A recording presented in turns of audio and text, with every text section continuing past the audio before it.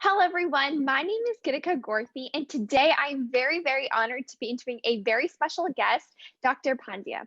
Dr. Pandya is the Director of Medical Research at Orbital Assembly Corporation and is a scientist-astronaut candidate with Project PoSSUM, a physician, AQUANAUT speaker, martial artist, advanced diver, skydiver, pilot in training, VP Immersive Medicine with Luxsonic Technologies, and fellow of the Explorers Club. She is also the director of the PoSSUM Space Medicine Group, chief instructor of the PoSSUM Operational Space Medicine course, and life sciences team lead, and is a part of the Association of Spaceflight Professionals. She is passionate about the two extremes of humanity, surviving and thriving, namely furthering technological innovation and human knowledge and tackling humanity's grandest challenges to effect positive change.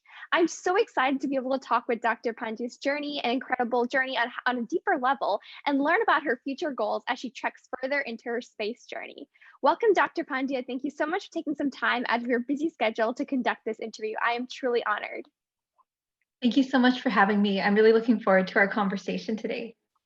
Yeah, before we get into understanding about your journey and what really got you into the space industry, first I'd like to know more about your typical day. What do you currently do and how does it run? Every day is like a box of chocolates. There's a little bit of clinical work, there's a little bit of space medicine, there's a lot of teleconferences these days. So to give you an idea of the last week alone, I was on call for rural emergency over the weekend.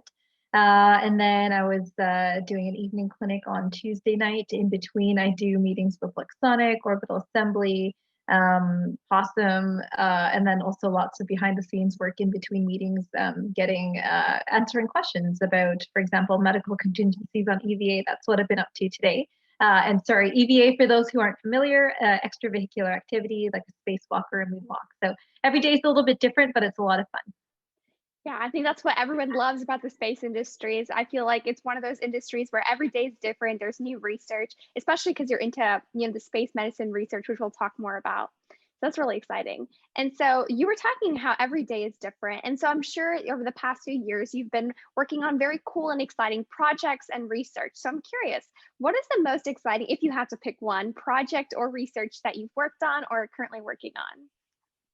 It's hard to say because there's two things that draw me to the current projects I'm working on. And so well, it's tie for first. So I'd say the top two things are, space medicine and furthering what we know about human health in space in some way. And so you'll see that common theme amongst all the projects you listed in the introduction. And then the second thing is the team and the quality of the teams I work with. And so I'm really lucky to work with extremely accomplished, operational, well-rounded teams of people who are just great to work with. And so it's hard to pick a favorite because whether you're talking about my work at Project PoSSUM or Luxsonic or Orbital Assembly, they're all fantastic teams. And I think that's what makes it easy to be able to balance so many different things. Yeah, definitely. And a lot of people when they hear about space medicine, they, are a little confused with the importance of the research. And so for someone who's in the industry, could you explain to us the importance of space medicine research and maybe like why it's valuable to people here on Earth?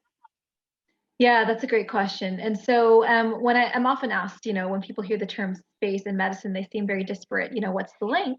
But then you consider that space is trying to kill you. And when we talk about the challenges of the spaceflight environment, basically every single physiological system is affected, from our bones to our brains and our spines to, our muscles. And so when we talk about the big five hazards of the challenges of the spaceflight environment, we talk about distance from Earth, isolation, confinement, radiation, altered gravity environments, and then everything else which falls under hostile environments. So there's a lot.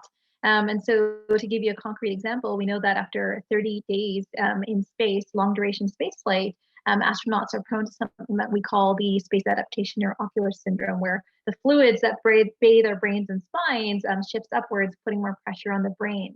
Another example is, altered day-night cycles. So, here for us, for you and me on Earth, 24 hours is a day-night cycle. On the International Space Station, the ISS revolves around the Earth every 90 minutes. So that's 16 day-night cycles every 90 minutes. On the moon, when we're looking towards Artemis missions, that's 14 days, 14 nights of a day-night cycle. So how does that affect our sleep patterns and our cognition and our performance? So these are all examples of things we have to think about. when we are talking about sending astronauts to space, not just for exploration, but to perform meaningful work in exploration. Yeah, wow, I did not know about those exact numbers. So it's very interesting to see in perspective. It's like, wow, there's so much that needs to be done.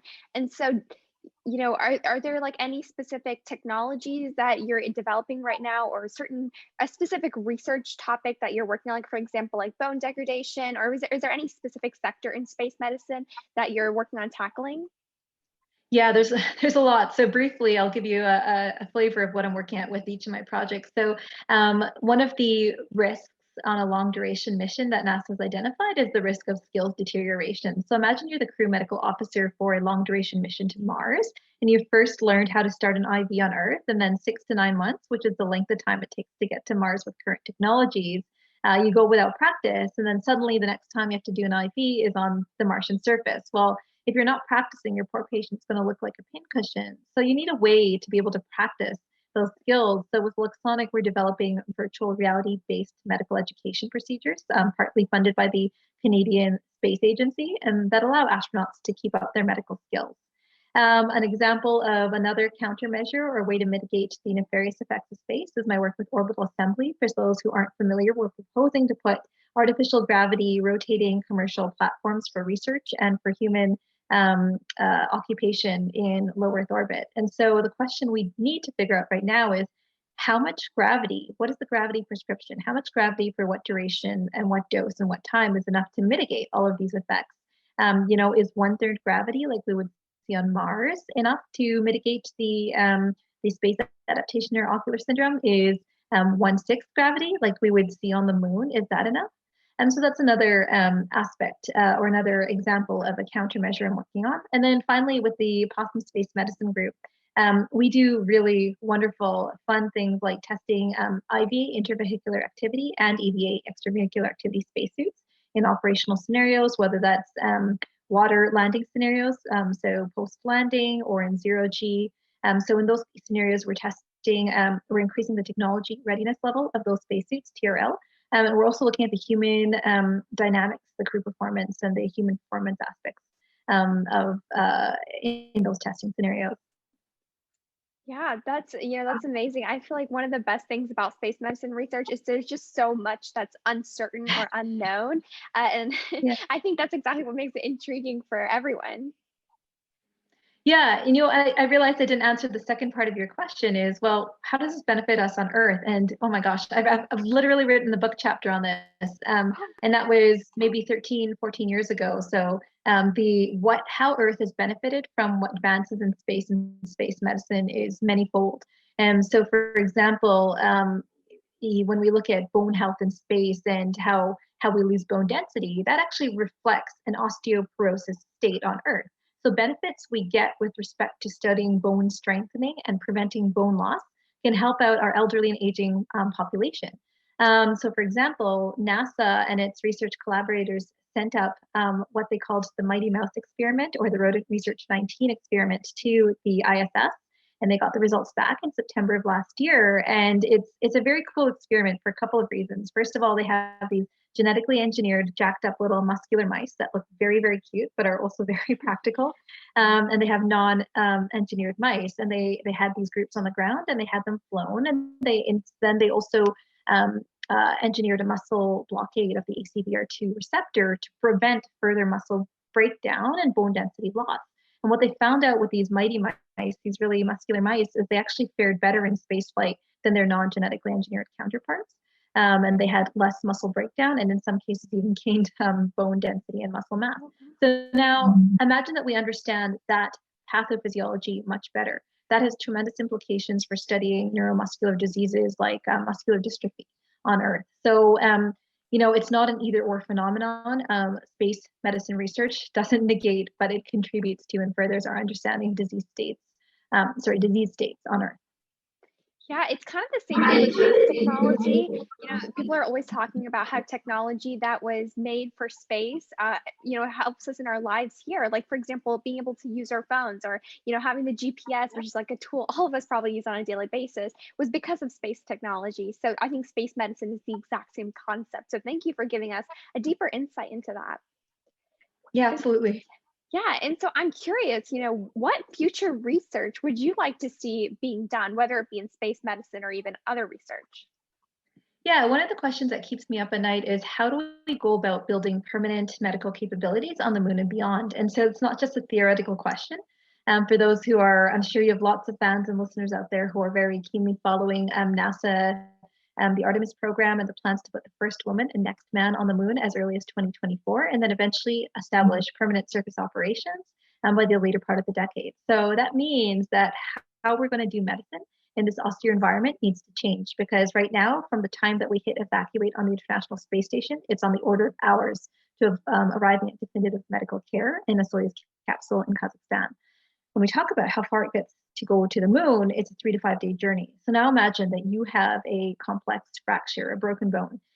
You need to stabilize your patient and keep them stable long enough to either treat them in situ or evacuate them to Earth. Right now, my understanding is the current medical budget for supplies for NASA and Artemis is 30 pounds. What do you bring with you on those 30 pounds? And then presumably we'll have resupply over multiple missions. So then how do we build up those capabilities? And how do we eventually build a moon hospital? What does that look like? So that's really interesting to me. Yeah, that is so exciting. And there's so much telemedicine that's also occurring. I feel like people are starting to say, like, we don't necessarily just need flight surgeons in space, but maybe doing some sort of automation based off of the symptoms the person is showing, or, some sort of, incorporating more of like artificial intelligence and robot medicine. I think that's like really cool. What are your thoughts on that? Yeah, you've hit on a few really key points there. And so part of it is how do we increase the autonomous capabilities of a crew without having to rely on Earth? Because right now on the ISS, there's nearly no time delay when when ISS is talking about mission control. When you're talking about time delays due to the distance on the moon, it's on average 2.4 seconds round trip. By the time you get to Mars, depending on the alignment of the Earth and Mars, you're looking at either a 6 to 46-minute round trip delay. So now imagine someone's heart has stopped on Mars. You don't have time to wait for assistance. So then what tools do you have at your disposal, whether it's machine learning and artificial intelligence to guide decision making, telerobotics that an astronaut can operate on Mars without relying on Earth to help perform a minimally invasive surgery. In situ resource utilization, 3D printing, additive manufacturing, pharmaceutical manufacturing. There's so many technologies that will have and impact the future of how we do, how we fare on Mars. Obviously, I can't go away from this without mentioning virtual reality, augmented reality. And the best part about this, coming back to our earlier discussion, is that this will have tremendous benefit for austere, remote, and rural environments on Earth. Yeah, the future is so open. There's just so much that could happen in terms of the future of the medical industry. And I think integrating the technology we have and improving upon it and incorporating into the medical industry and moving past just conventional methods is really important. So my next Absolutely. question for you is, space medicine, kind of going a little bit away from the research aspect. I'm really curious on your journey because I feel like space medicine, even I live in a very populated city, and when I talk about space medicine, people are like, they're like shocked. They're like, "Whoa, wait, what is that?" And so, I'm curious, how did you get into space medicine? What is your story? Yeah, that's a great question. So, like a lot of kids my age, I wanted to grow up wanting to be an astronaut, and I just never grew out of that dream. I was growing up during the second ever Canadian Space Agency selection, during which time Dr. Roberta Bondar, the first female Canadian in space, was selected, and I found that tremendously inspiring because she's Canadian, I'm Canadian, she's female, I'm female. So in my child mind, all I had to do was become a neuroscientist, physician, and astronaut, and that was the path forward. So that was kind of my interest in medicine. That's what made me study neuroscience for my undergraduate degree. And then, somewhere along the line, I remembered that space dream. I applied to the International Space University to do my master's in space studies. And along with that program, you learn about everything related to space, whether you're talking about space life sciences, transportation technologies, policy and law, and of course, space medicine. And then you also get to do an internship as part of that program. And so I was lucky enough to intern at the Crew Medical Support Office of the European Astronaut Center in a division of the European Space Agency near Cologne, Germany. And that was really the first time I saw what space medicine, operational space medicine, preventative space medicine looks like, and realized that you can actually make space medicine part of your career. And that was extremely uh, powerful and helpful to have that experience before I started medical school, because that those lessons, the conferences, the research papers, those all stayed with me as I continued on my medical journey, and really set the stage for doing what I do today. Yeah, I was reading about the International, Space University, and I was like, whoa, this is such a cool university because it's literally all about space and interdisciplinary studies within it, and it's just so mind blowing. So the fact that you were able to, do your undergrad, go to there, and then do your MD, it must have been a huge education process for you. Did you ever feel like it was like too long of a process, or was the journey kind of smooth for you? Not at all. I mean, it's been, my education has been decades long. So the thing is, you have to enjoy every single bit of what you do. Otherwise, to maintain a schedule that's, this chaotic and this jam-packed, if you didn't love it, you wouldn't be able to do it. And for me, taking that road less traveled, choosing to go to ISU instead of going straight to medical school was the best possible decision I could have made, because it really laid that groundwork. And to give you concrete examples, based on my work during my master's thesis and my team project, I was able to publish and present papers at an international space conference, the International Astronautical Congress. And then based on one of my papers on telemedicine, someone reached out and said, hey, would you like to turn this into a book chapter about medical spin-offs from space that have benefited the Earth? And as a first year, second year medical student, to be able to do that was, it was very, very cool. And that also, helped build that CV for future opportunities. So by the time the fourth year medical school rolled around and I was eligible to apply for the aerospace medicine elective at Johnson Space Center at NASA, I already had this wealth of experience that helped make me a competitive candidate, and certainly was, I'm sure, was a factor in my selection for that. Yeah, I think always loving what you do is very important, so that even if the education process is long or the training, it's all worth it and you enjoy every second. So that's amazing. I'm glad that you were able to have that role model who, was able to provide you that direction. That's awesome. Mhm. And so, how were you able to discover all these amazing intersections in the space industry to be involved in so many projects? As well as like, I was mentioning earlier when I was introducing you, you're involved with so many activities. Whether it be like scuba diving or something else. So, how did you get involved with so many different activities? Yeah, so I think the first thing to realize is I'm not doing all the same things within the same 24-hour period. It's not like I'm, flying a plane and then skydiving out and then, diving into the ocean, running out to the emergency room, saving a life, then going doing, writing a research paper. There's a time and place for everything. And, I like to be upfront with all of the organizations I work with and say, hey, I have a lot of commitments. I will give you what you want, but you also have to be flexible with my commitments. So I try to be upfront about that. And then, just saying what needs to be done today, what can be done at the end of the week, what needs to be done within the month. So I think prioritizing is a very key skill to learn. Yeah, and balancing your schedule, which obviously you seem amazing at least from an outsider perspective, you're able to handle so much. So it's great that you're able to, prioritize and also do the things that you love to do on a daily basis. It's definitely something that a skill that all of us should try learning.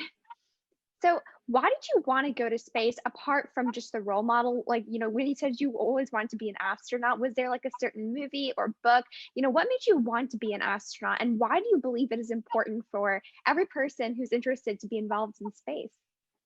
Yeah, I think a lot of it was being inspired by the night sky. I did a lot of camping with my family and my parents when I was a kid. And when you're away from the city lights, the view that you get for night sky, the way you Beautiful. see the spiral arm of the Milky Way just jump out at you, it's impossible not to wonder, hey, what else is out there? And then if you're a little bit brave, you can say, well, how can I be a part of that? How do I get to be out there? So I think the inspiration part of it is really important, and that's why initiatives like Cell Arch that celebrate space, outreach, education, that's why those initiatives matter. If we're going to go to space for all of humanity, then we should be involving all of humanity. And that's really the reason I started IgnitedThinkers is when I realized there's so much stereotypes around the space industry, and a lot of students don't understand the vast opportunities they have. Just like judging by the fact that I'm in such a developed county and people didn't know what space medicine was really shocking. I mean, of course, I found out only like last year, so of course I wouldn't blame anyone. I think it's just there's just so much that is like not known to the public, and all these initiatives that are starting is just amazing because it's really to educate people, because they might be able to find their true passion through these different educational programs. I think every child wants to be an astronaut, but they still just drop out of it because they think it's not attainable. So I think showing it is attainable and there's so many opportunities to become an astronaut is really key. Yeah, absolutely. I agree with you. Yeah. And so did you always imagine yourself in the position you are in today? Or did you have some twists and turns in the journey that really allowed you to become who you are today? Yeah, that's a multifactorial question. So I think the first answer to that is, the craziest thing about being an adult is realizing that all these childhood dreams you had in one form or another, they can come to fruition in ways that exceed your expectations. So if you told me that I would be testing spacesuits in zero G, that I would be working with incredible teams, that I would be developing technologies to support astronauts and be helping further space medicine as we know it, I wouldn't have believed you because wouldn't have thought that was possible. And so then to, dissect that a little bit further, what helped catalyze that? And it's, being surrounded by good people who are excellent teammates who keep you grounded when you need to be, but also let you fly when you need to be, environments that believe in the opportunities that you're chasing. And then also being privileged enough to grow up in a time where accessibility to education is more open than ever, whether we're talking about YouTube or student groups or massive online open courses. So I think it was just a perfect witch's brew of ingredients that helped get me to where I am today. Yeah, and did you have obstacles? I mean, I'm sure everyone has their own set of obstacles when pursuing their journey, but did you have any major obstacles in your journey? And if so, how were you able to overcome them? Yeah, I think we all stumble at some point in our lives. And a friend of mine, she's she's Canada's seventh female fighter pilot. And she once said to me, like, if you don't fail, you're either lucky, lying, or Jesus himself. And I think that's a really apt, true statement. Every single one of us fails, including myself. And, my failures are no secret. I have an entire TED talk on how I started off in neurosurgery and didn't complete that and now switched tracks to do what I do today. And when you end up leaving something before completing it, it's hard not to feel like a failure.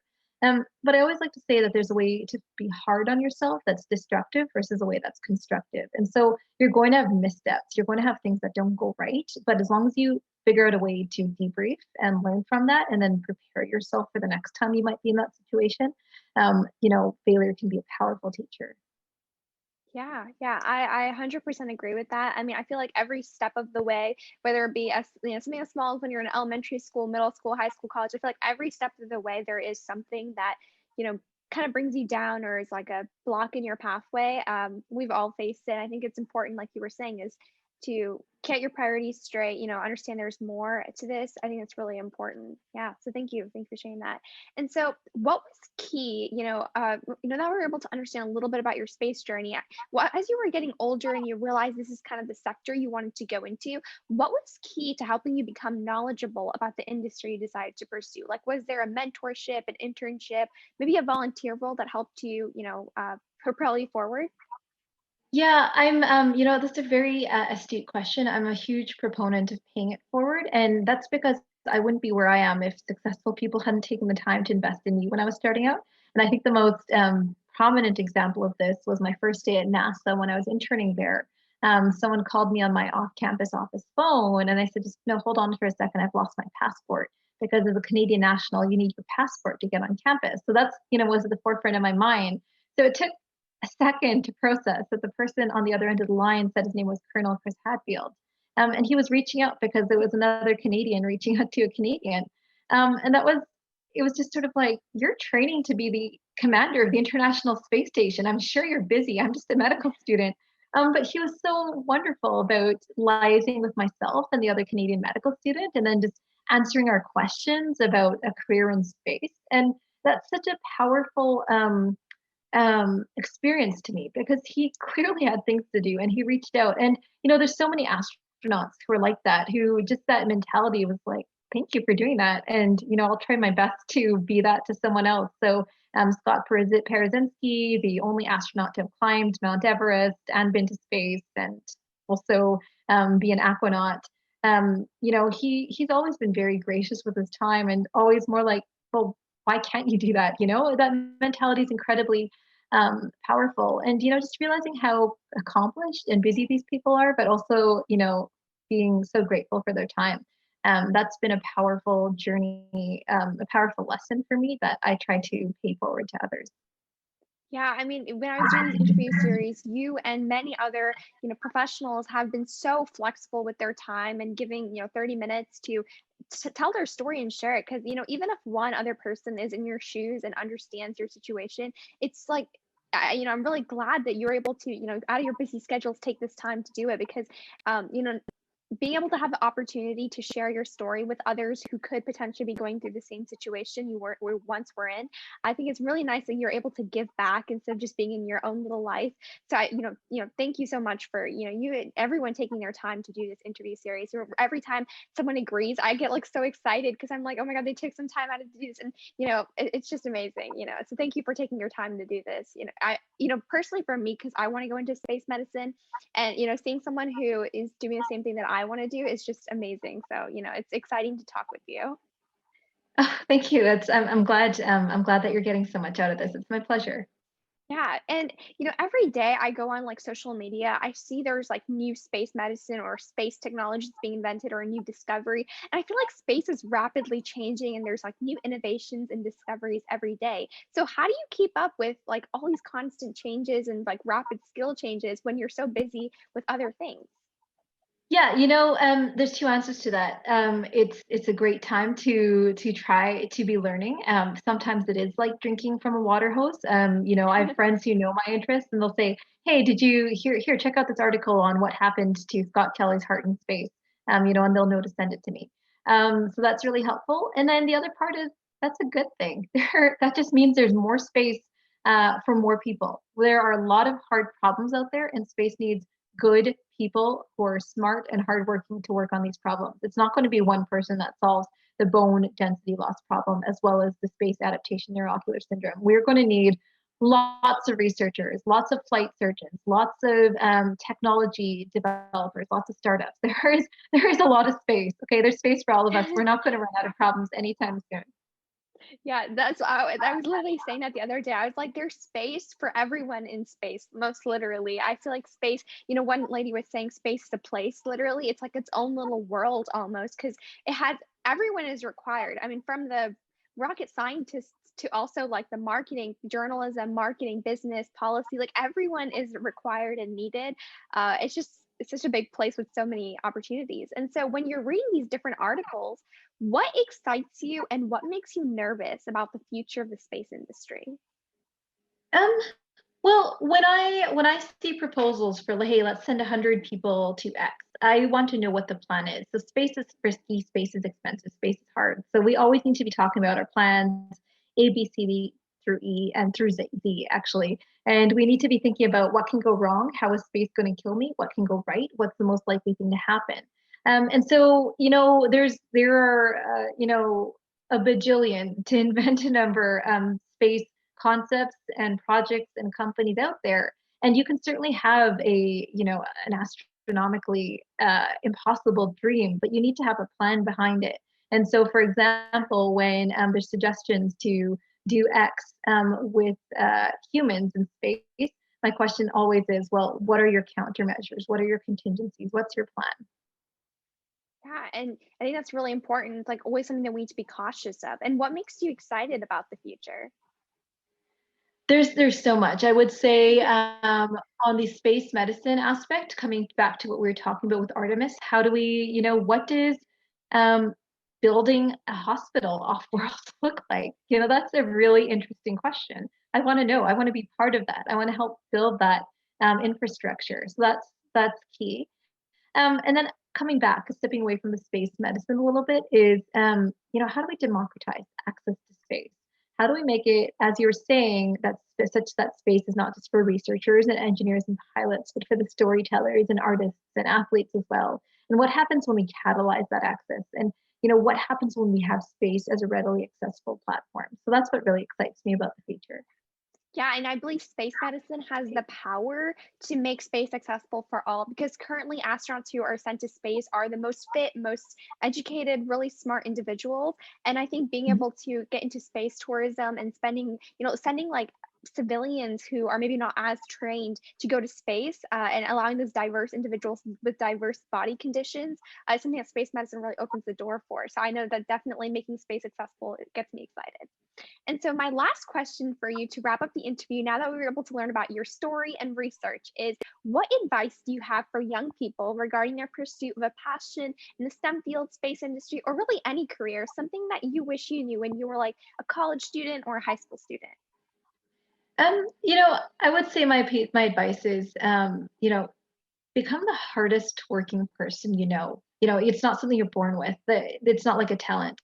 Developing a good work ethic is free. So pick something you love and then work really, really, really hard to get there. And then act like you belong here because you do. And you'll just be surprised at how far you go. That is amazing advice because that's something that's not inherent, but rather something we can build and improve ourselves upon, something that doesn't require genetic ability. So I think that's amazing that you were giving that advice for everyone to work hard and to, just put in the effort and find something you love to do. So I want to thank you so much, Dr. Pandya, for taking some time out of your busy schedule to conduct this interview. I thoroughly enjoyed our conversation. So thank you for your time. Thank you so much for having me.